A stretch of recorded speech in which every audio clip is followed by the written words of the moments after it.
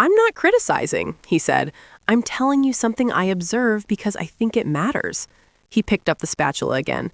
You were with someone for 10 years who found you to be too much, and you internalized that. And now you walk around with this pre-apology, this disclaimer. I know I'm a lot. I know I'm intense. I know I can be... He shook his head.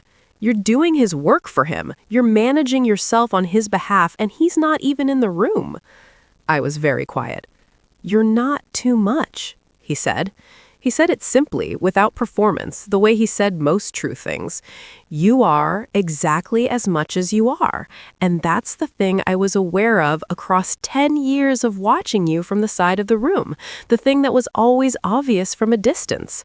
He looked at me. You were with someone who couldn't hold it.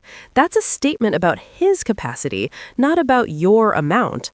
I sat on his kitchen counter and I felt something that I recognized, belatedly, as the specific sensation of being known.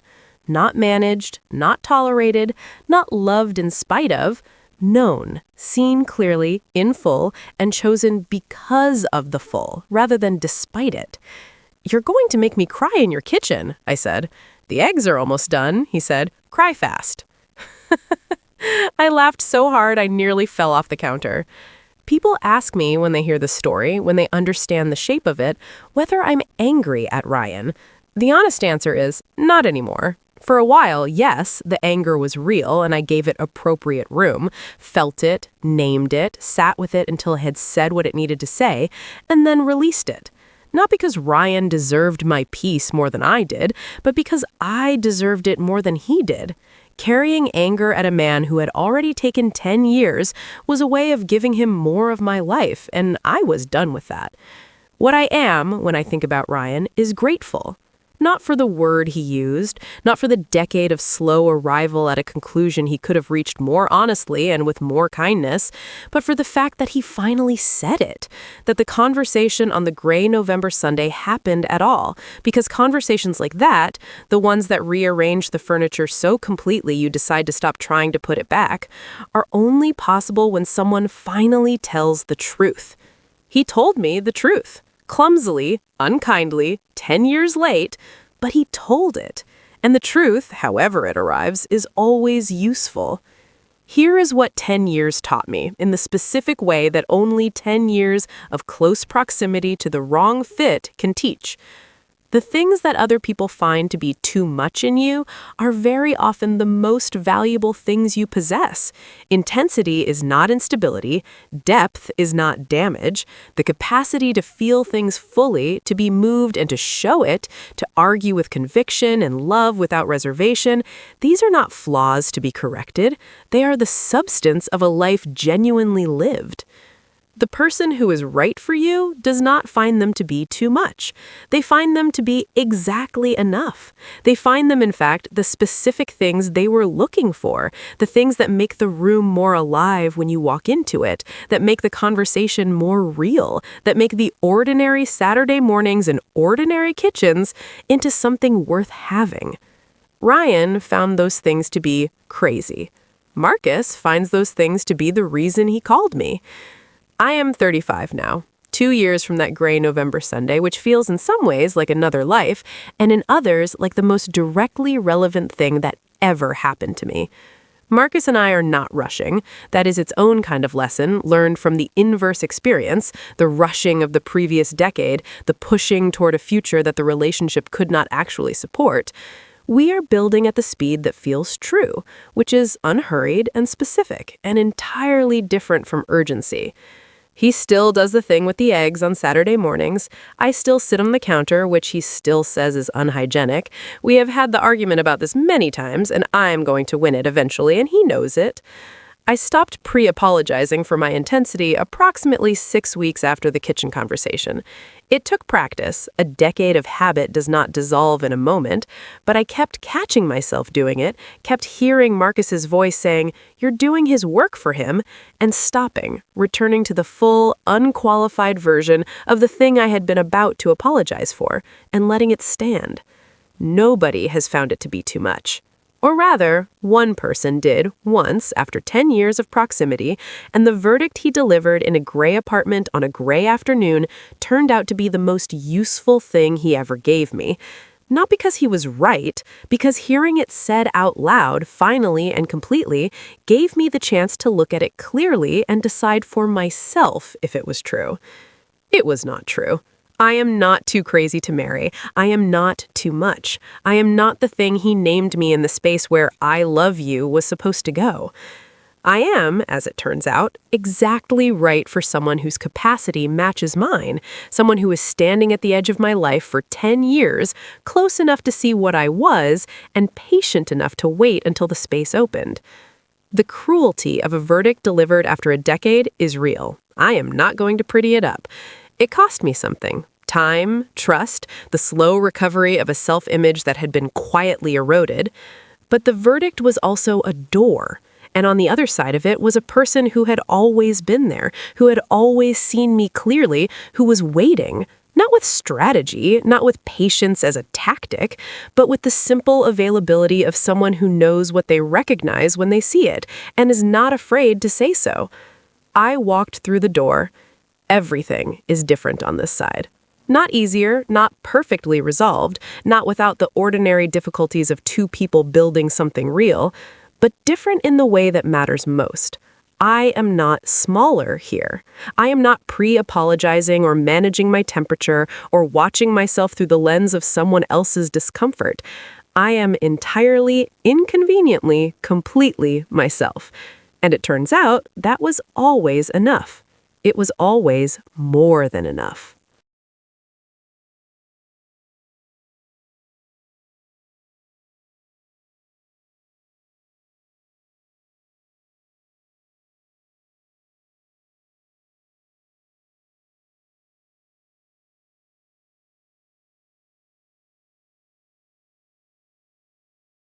There is a particular cruelty in being handed a verdict after a decade. Not the cruelty of surprise. By the time someone has been in your life for 10 years, surprise is rarely the thing they can do to you. The cruelty is something more specific than that.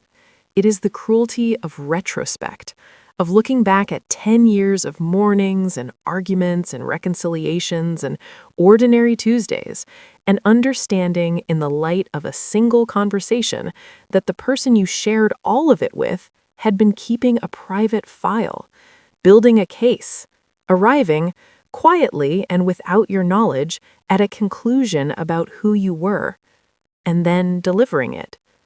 The word Ryan used was crazy. Not in the context of anger. I could have absorbed it in the context of anger, could have filed it under things said in heat that don't survive the return of reason. He said it carefully, deliberately, in the tone of someone who has been composing a thought for a long time and is finally, with some relief, releasing it. We were in his apartment. It was a Sunday in November, the kind of gray afternoon that doesn't commit to rain but won't clear either. And we had been having what I had understood to be one of our regular conversations about the future, the increasingly frequent, increasingly unresolved conversations that couples have when one of them is ready for the next thing and the other is not quite ready to say they aren't. I had brought it up again. Marriage. Not urgently, not as an ultimatum, but as a genuine question. Are we moving toward this or not? Because I need to know. Ryan had been quiet for a long moment, and then he had said it. I love you, he said first, and the way he said it, the placement of it, the breath before it, told me that what followed was going to make the I love you irrelevant. But I've been thinking, and I need to be honest with you. I don't think I can marry you. I think you're, he paused, I think you're too much sometimes, too emotional, too intense. I don't know if I can do that forever. Too emotional, too intense.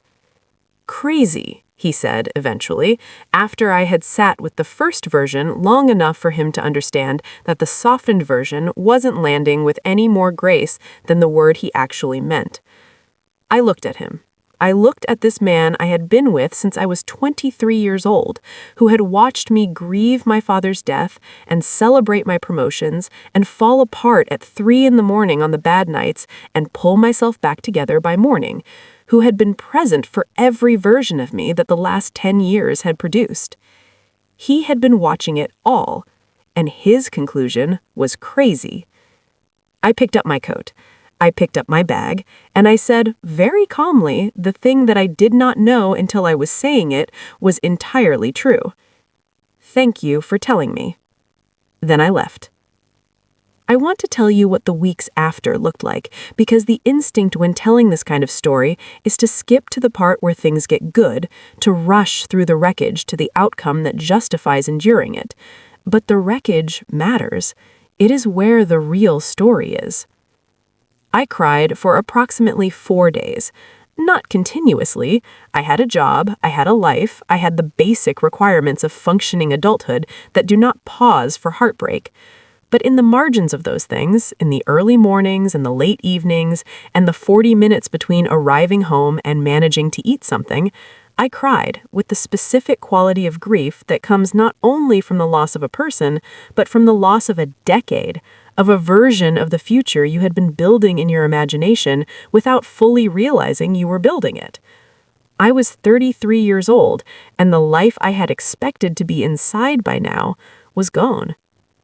I called my friend Deb, who listened for hours over multiple evenings without offering premature consolation, which is a specific and underrated gift, the willingness to sit with someone in the difficulty rather than rushing to the resolution. She brought food on a Wednesday. She did not tell me Ryan was wrong or right or anything at all about Ryan. She let me process at my own speed. On the 5th day, I stopped crying and started thinking. This is what I knew. I was, by Ryan's assessment, too much, too emotional, too intense, the kind of woman a man after 10 years of observation had determined he could not legally bind himself to for life. I had spent 5 days trying to decide whether this was true, whether the verdict was just, whether I was in fact the thing he had named. And on the 5th day, I arrived at an answer. I was intense, I was emotional. I felt things fully and expressed them honestly, and did not have a particularly effective mechanism for performing the kind of modulated, managed affect that some people mistake for stability. I was the person who laughed loudly at things that were genuinely funny, and cried at things that genuinely moved me, and argued with conviction about things that genuinely mattered, and apologized with my whole chest when I was wrong. Was that crazy? Or was that alive? I thought about the 10 years, the specific memories that Ryan's word had caused me to revisit. The night I sat up until 2 in the morning with his sister when she called in crisis and he was asleep. The way I had organized his mother's 70th birthday surprise with 6 weeks' notice because he had forgotten it was coming.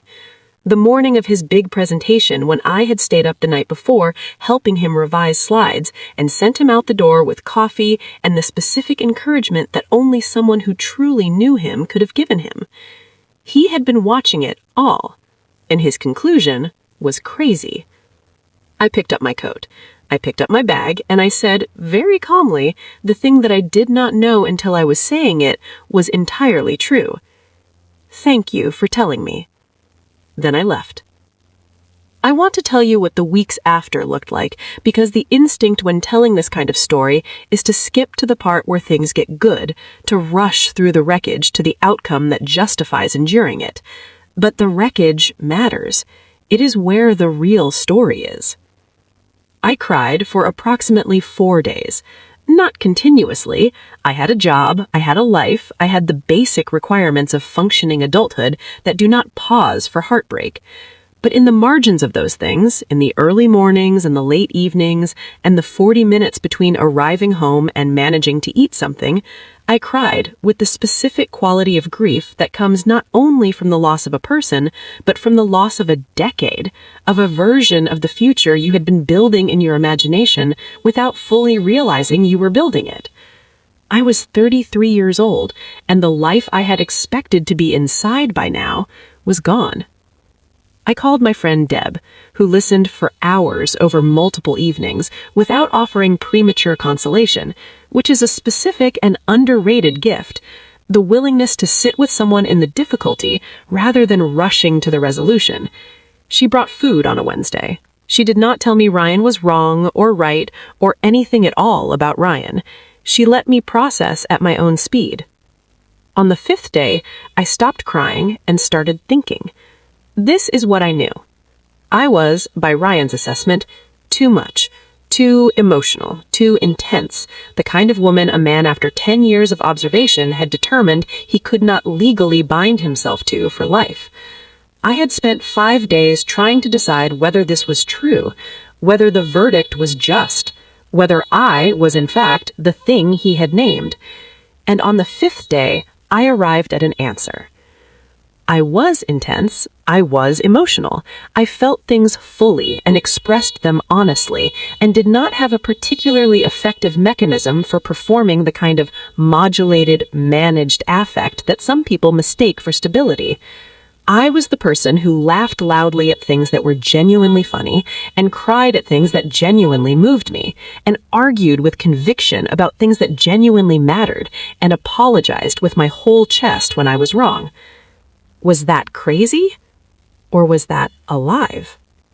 I thought about the 10 years, the specific memories that Ryan's word had caused me to revisit. The night I sat up until 2 in the morning with his sister when she called in crisis, and he was asleep. The way I had organized his mother's 70th birthday surprise with 6 weeks' notice because he had forgotten it was coming. The morning of his big presentation, when I had stayed up the night before, helping him revise slides, and sent him out the door with coffee and the specific encouragement that only someone who truly knew him could have given him. He had been watching it all, and his conclusion was crazy. I picked up my coat. I picked up my bag, and I said, very calmly, the thing that I did not know until I was saying it was entirely true. Thank you for telling me. Then I left. I want to tell you what the weeks after looked like, because the instinct when telling this kind of story is to skip to the part where things get good, to rush through the wreckage to the outcome that justifies enduring it. But the wreckage matters.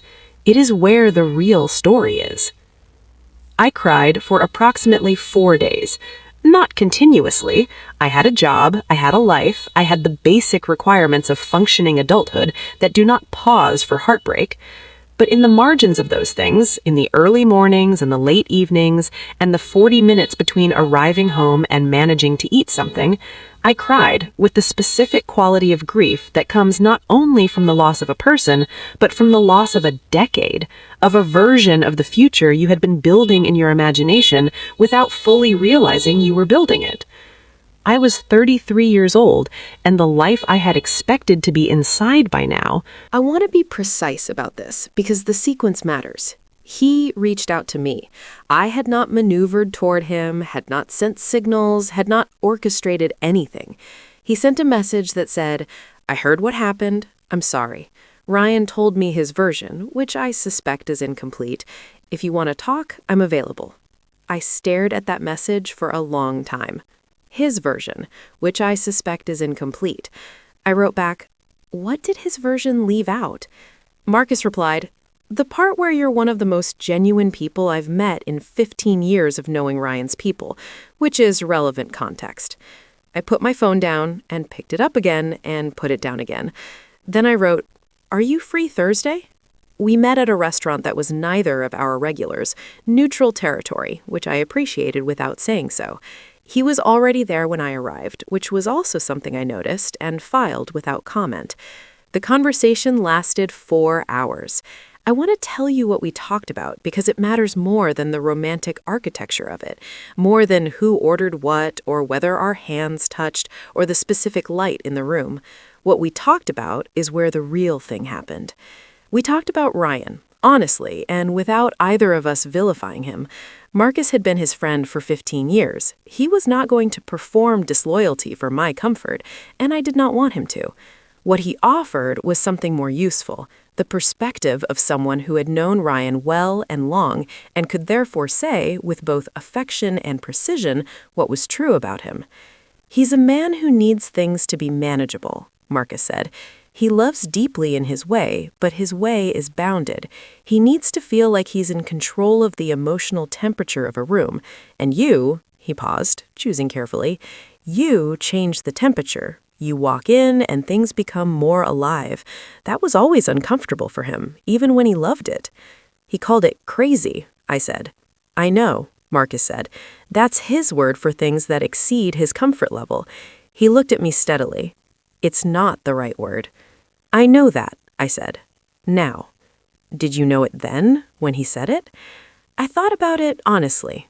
Not immediately, I said. It took 5 days and a notebook. He smiled. What's in the notebook? Evidence, I said, that being fully alive is not the same as being unstable. He looked at me for a moment with the particular quality of attention I had noticed across 10 years of peripheral knowing. What did you conclude? He asked. That I'm not interested in making myself smaller to fit inside someone else's comfort zone. That I spent 10 years doing a version of that, and the person I did it for stale found me to be too much. Which means the answer was never to be less. The answer was to find someone whose comfort zone is larger. Marcus was quiet for a moment. That's a very clear piece of thinking, he said. I had 5 days and a notebook, I said. He laughed, a real one, surprised out of him. We talked for 3 more hours after that, about his life, which he narrated with the same directness he applied to everything else, about his work, his family, the particular shape of his own last few years, about what he wanted and what he had learned and what he was not willing to compromise anymore. We closed the restaurant. The waiter brought the check, and I reached for it, and Marcus gently moved my hand and paid without making a production of it, which was, in the specific context of a woman who had just come from 10 years of negotiated everything, quietly extraordinary. Outside, in the November cold, he said, I'd like to do this again. I'd like that too, I said. I want to be honest with you about something, he said. Always, I said.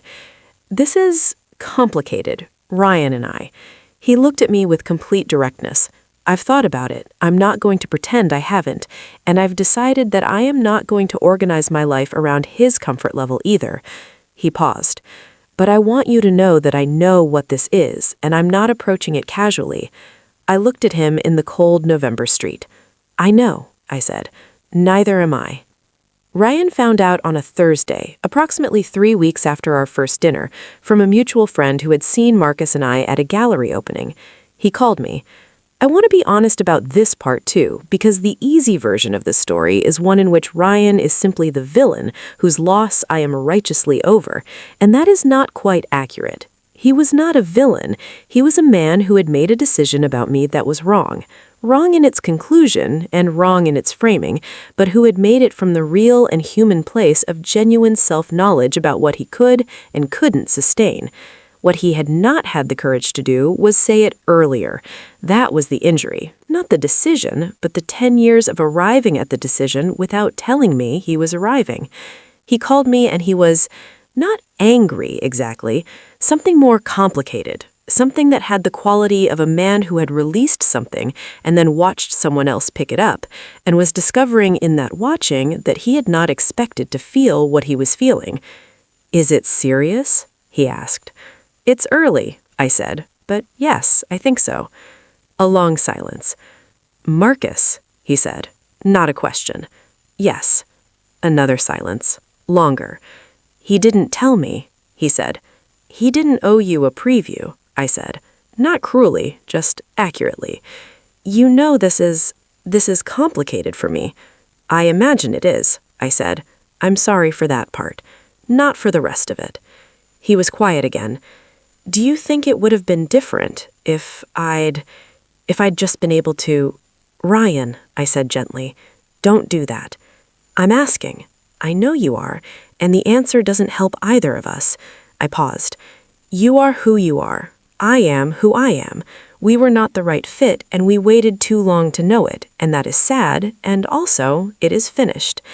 A very long silence. Is he good to you? He asked. The question surprised me. Not the content, its honesty.